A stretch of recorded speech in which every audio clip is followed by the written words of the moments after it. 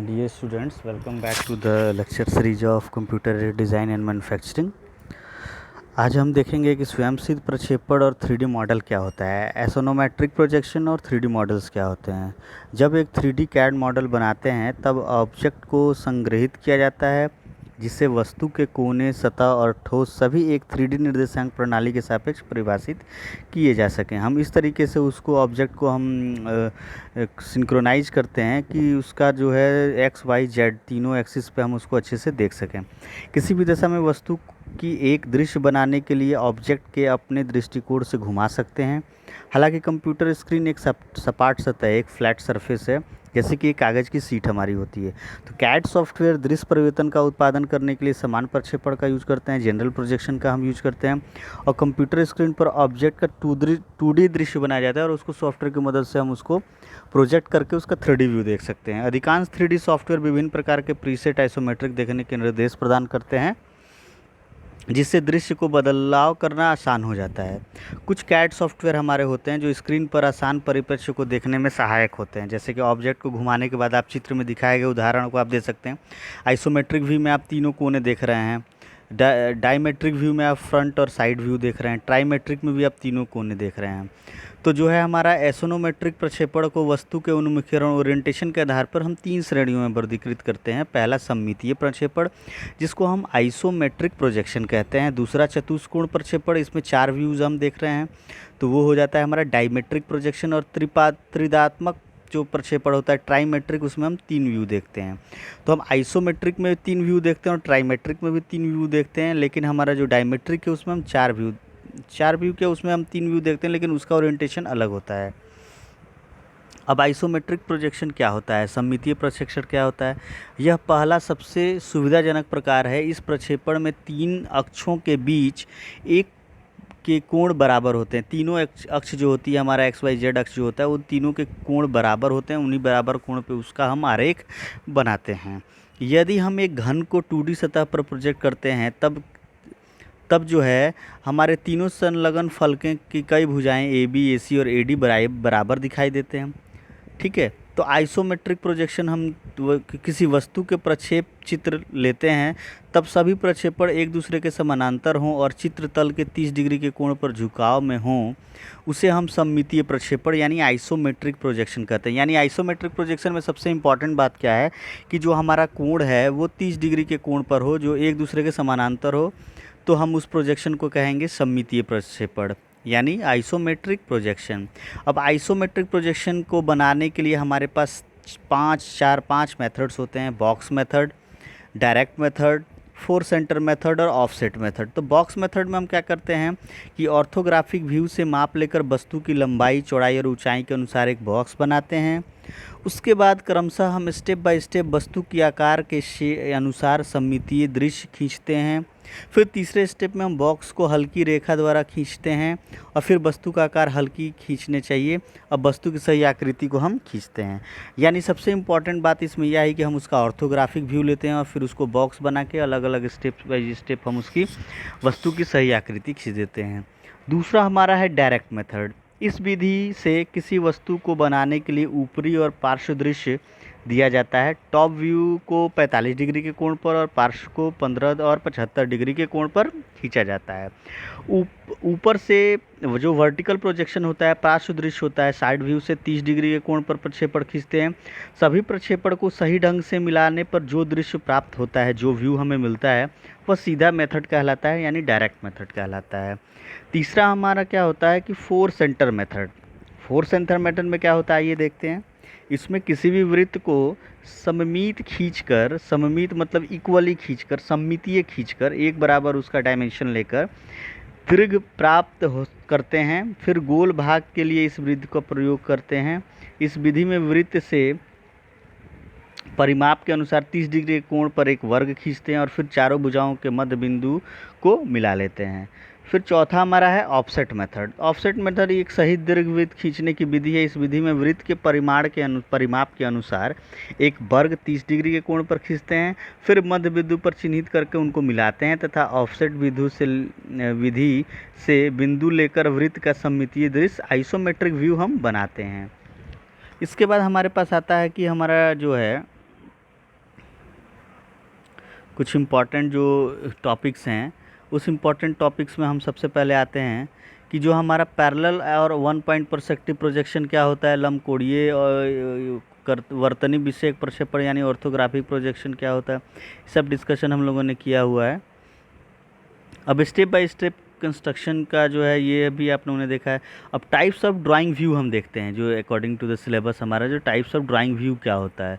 तो types of drawing view में जो है हमारे सबसे इम्पॉर्टेंट बात ये आती है कि लंबकोणीय आधार दृश्य यानी ऑर्थोग्राफिक प्रक्षेपण जो होता है यह किसी ड्राइंग में बनाया जाता है। यह पहला दृश्य होता है। आधार दृश्य आगामी दृश्यों के लिए स्रोत है।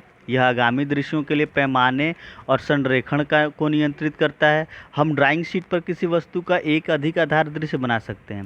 जब हम ड्राइंग बनाते हैं तब दृश्य के अभिविन्यास का चयन करते हैं। ड्राइंग के लिए डिफ़ॉल्ट ओरिएंटेशन डिजिटल प्रोटोटाइप के ओरिजिन पर आधारित होता है। जैसे आप देखिए इस डायग्राम का रियर व्यू दिख रहा है यानी बॉटम व्यू हो गया, ये टॉप व्यू दिख रहा है, ये बैक व्यू दिख रहा है, ये साइड व्यू दिख रहा है, ये फ्रंट व्यू दिख रहा है, ये रियर व्यू दिख रहा है, बॉटम व्यू दिख रहा है। तो ऑब्जेक्ट जो व्यूअर है वो व्यूअर जो है उस ऑब्जेक्ट का अलग अलग प्लेन से अलग अलग तरीके से वो देख सकता है। ये अलग अलग व्यूज़ वो देख रहा है। साइड व्यू को देखने की अलग व्यू है, फ्रंट व्यू देखने की अलग व्यू है, टॉप व्यू देखने की अलग व्यू है। इस तरीके से वो जितने व्यूज़ देखने हैं वो सारे व्यूज़ को अलग अलग तरीके से वो देखता है। आप यहाँ पे देखिए जैसे टॉप व्यू पे आप उसे ये दिखा, लेफ़्ट साइड व्यू से उस डायग्राम में केवल ये चीज़ दिख रही है। फ्रंट व्यू में उसको एक एल टाइप की शेप दिख रही है, राइट साइड में एक सिम की तरह उसकी शेप दिख रही है और बैक व्यू में एक लाइन की दिख रही है, बॉटम व्यू में भी एक स्क्वायर पे लाइन दिख रही हैं। तो उसके बाद जो है हम पढ़ेंगे कि जो हमारे 6 प्रिंसिपल व्यूज होते हैं, 6 प्रमुख दृश्य होते हैं। जो हमारे किसी भी ऑब्जेक्ट का जो है 6 दृश्य होता है उसे हम देखेंगे। तो देखिए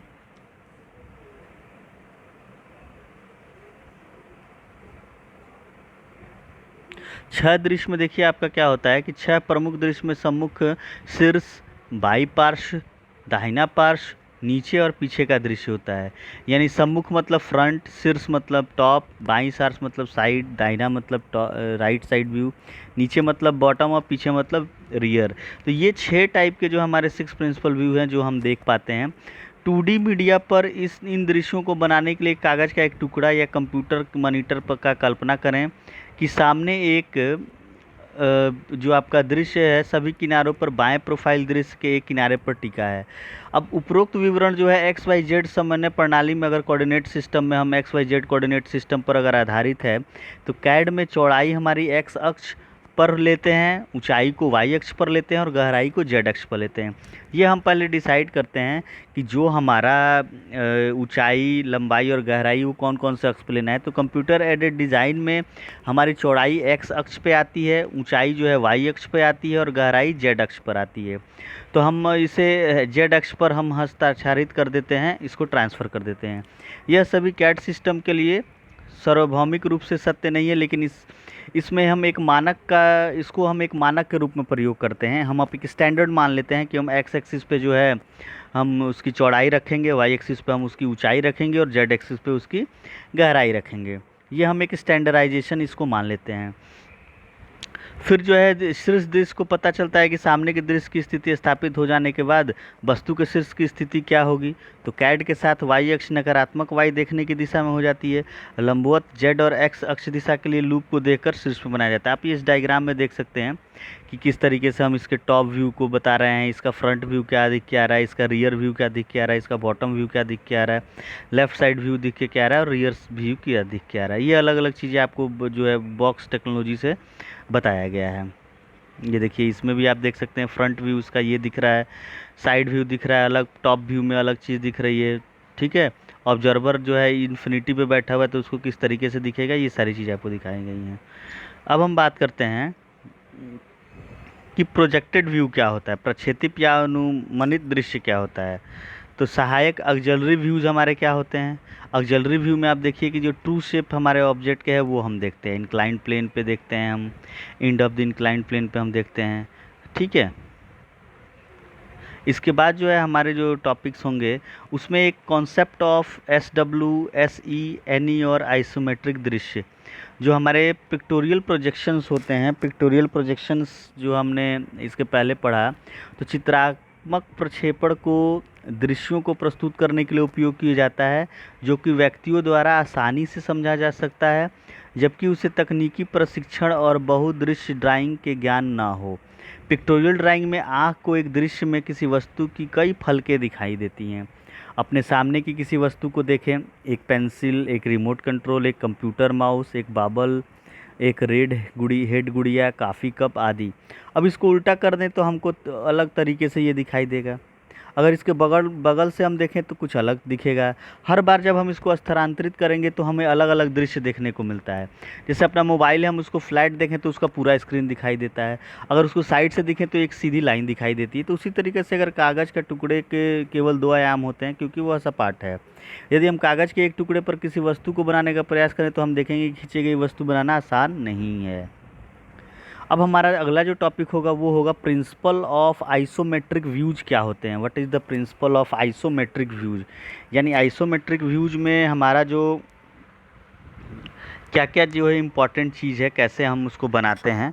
तो कि यह किसी वस्तु का एक चित्रमय ऑर्थोग्राफिक प्रक्षेपण है, जिसमें एक पारदर्शी घन वस्तु को तब तक झुकाया जाता है जब तक कि घन का एक ठोस विकर्ण ऊर्ध्वाधर तल पर लंबवत नहीं हो जाता और 3 अक्ष पर इस ऊर्ध्वाधर तल पर समान रूप से झुके रहते हैं। यानी जो हमारा 3 एक्सिस हमने बताया कि इस कंप्यूटर एडेड डिज़ाइन में हम 3 एक्सिस लेते हैं, x y z. X axis पे हम चौड़ाई लेते हैं, वाई एक्सिस पे ऊंचाई लेते हैं और जेड एक्सिस पे गहराई लेते हैं।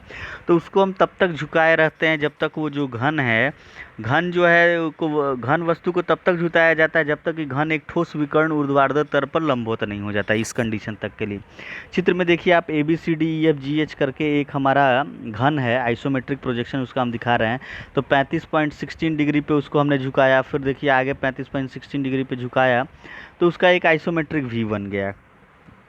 आप चित्र 3.42 में देखिए, इसमें आप देख पा रहे हैं 30 डिग्री पे पहले उसको झुकाया, फिर 35.16 डिग्री पे झुकाया तो वो परपेंडिकुलर हो गया। अब हम आइसोमेट्रिक स्केल क्या होता है ये देखेंगे। जैसे राइट आइसोमेट्रिक प्लेन देखा हमने, टॉप आइसोमेट्रिक प्लेन 120 डिग्री पे देखा, लेफ्ट आइसोमेट्रिक प्लेन हमने 120 डिग्री। लेकिन अब आइसोमेट्रिक स्केल हम बनाते कैसे हैं ये हम देखेंगे। तो जो हमारे चित्र में दिखाए गए घन के सममितीय प्रक्षेपण में शीर्ष फलक ABED है। आप देखिए इसमें जो शीर्ष फलक जो है वो ABED है, ABED ये हमारे शीर्ष फलक हैं। तो ABED शीर्ष फलक होता है वो पर्यवेक्षक से दूर जो है वो दूरी पर रहता है, इसलिए शीर्ष फलक के किनारों को सामने से देखने पर छोटा दिखाई देता है। त्रिभुज DAB का वास्तविक जो होता है आकार जो होता है वो त्रिभुज DPB द्वारा निर्मित होता है।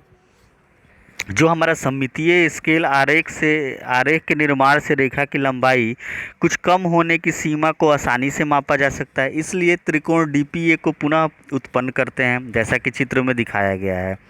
अब हमारा स्केल जो होता है वो होता है DA/DP, क्योंकि त्रिभुज ADO और त्रिभुज PDO से सममितीय लंबाई का अनुपात वास्तविक अनुपात लंबाई का हम लेते हैं रेशियो।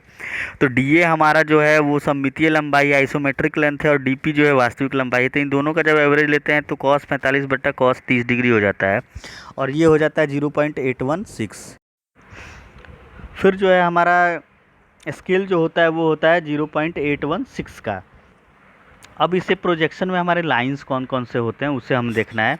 तो वे रेखों जो वस्तुओं पर समानांतर हैं सममितीय प्रक्षेप में समानांतर होंगे, यानी वे रेखा जो वस्तु पर समानांतर हैं वो सममितीय प्रक्षेप में समानांतर हैं। सममितीय प्रक्षेप में वस्तु पर लंबवत रेखों लंबवत दिखाई देती है, वस्तु पर क्षैतिज रेखों सममितीय प्रक्षेप में क्षैतिज के साथ 30 डिग्री के कोण पर दिखाई देती है। एक सममितीय अक्ष पर समानांतर वाली रेखा को एक सममितीय लाइन कहा जाता है, जिसे 82% तक हम छोटा बना सकते हैं।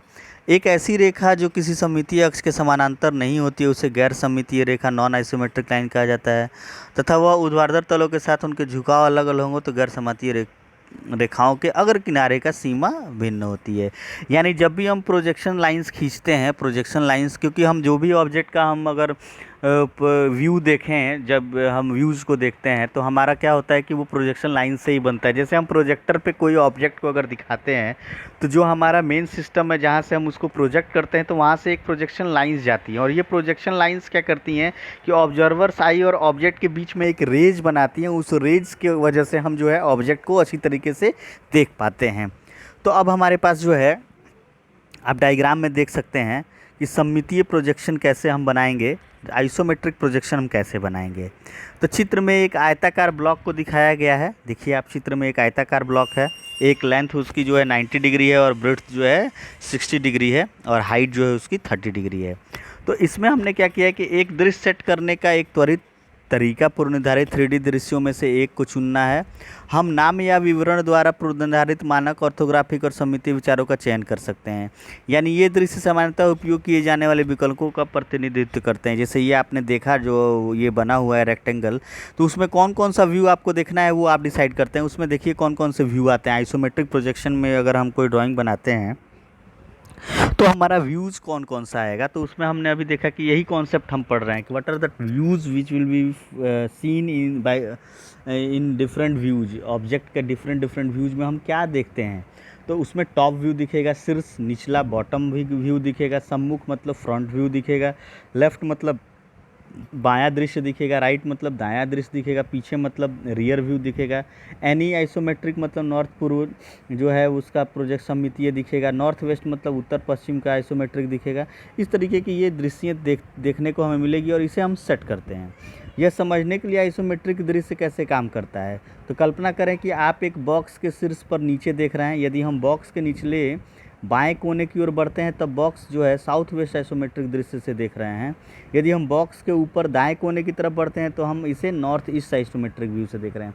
आप डायग्राम में देखिए कि अगर हम जो है बॉक्स के दृश्य को देख रहे हैं तो यदि हम उसके निचले बाएं कोने पर जा रहे हैं तो हम साउथ वेस्ट आइसोमेट्रिक देख रहे हैं, और यदि हम ऊपर दाएं कोने में जा रहे हैं तो हम नॉर्थ ईस्ट आइसोमेट्रिक देख रहे हैं। ठीक है, तो अगला जो टॉपिक हमारा है वो अगला टॉपिक है कि सममितीय आरेखण हम कैसे करेंगे। जो आइसोमेट्रिक ड्राइंग है उस आइसोमेट्रिक ड्राइंग को हम कैसे बनाएंगे।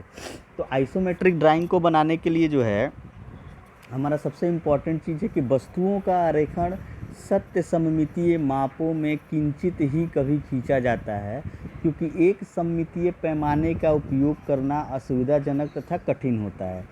ठीक है, इसकी तुलना में एक सुविधाजनक विधि जिसमें वास्तविक लंबाई को छोटा करके अनदेखा किया जाता है और प्रक्षेप को प्राप्त करने के लिए वास्तविक लंबाई का उपयोग किया जाता है। तो इसमें हम क्या करते हैं कि जो हमारा सममितीय आरेखण है उसमें हम जो है यह अधिक लाभप्रद इसलिए हो जाता है क्योंकि माप हम सीधे ड्राइंग से किया जा सकता है। सममितीय आरेख विन्यास सममितीय प्रक्षेपण की तुलना में कुछ बड़ा, लगभग 22% बड़ा होता है। क्योंकि अनुपात समान है इसलिए बढ़ा हुआ आकार चित्रात्मक मूल्य के प्रतिनिधित्व को प्रभावित नहीं करता है और साथ ही यह जल्दी से किया जा सकता है। यानी आइसोमेट्रिक ड्राइंग जो है वो काफ़ी त्वरित तरीके से हम कर सकते हैं। और इसमें क्या है कि 22% जो है इंक्रीज्ड ड्राइंग को हम बना सकते हैं, ले सकते हैं।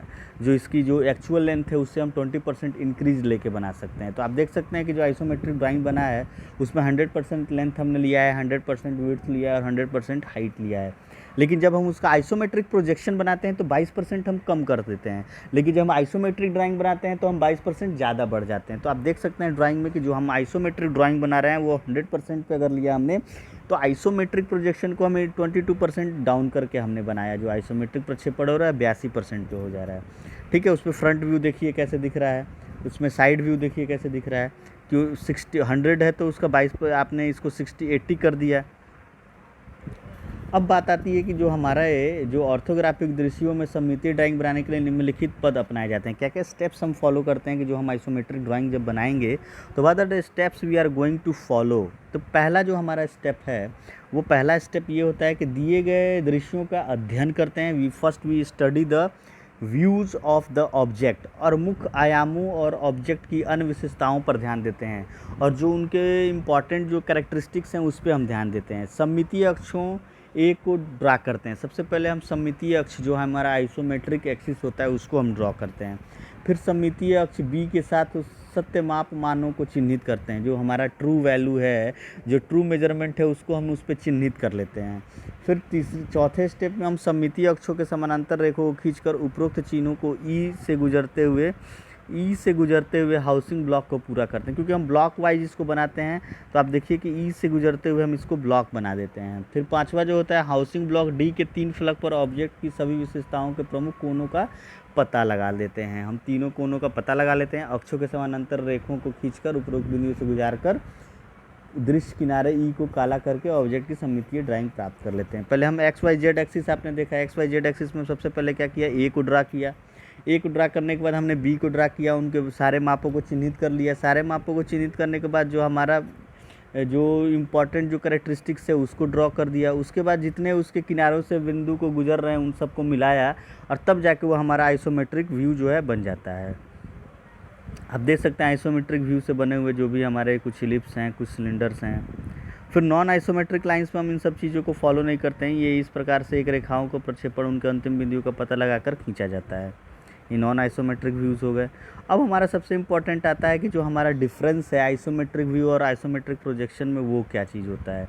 तो आइसोमेट्रिक व्यूज और आइसोमेट्रिक प्रोजेक्शन में जो हमारा इम्पॉर्टेंट है वो है वास्तविक पैमाने पर बनाया जाता है। जो आइसोमेट्रिक व्यू होता है वो वास्तविक पैमाने पर बनाया जाता है, और जो हमारा जब सममितीय अक्षों पर समानांतर लाइनें खींची जाती हैं तब सत्य लंबाई निर्धारित की जाती है।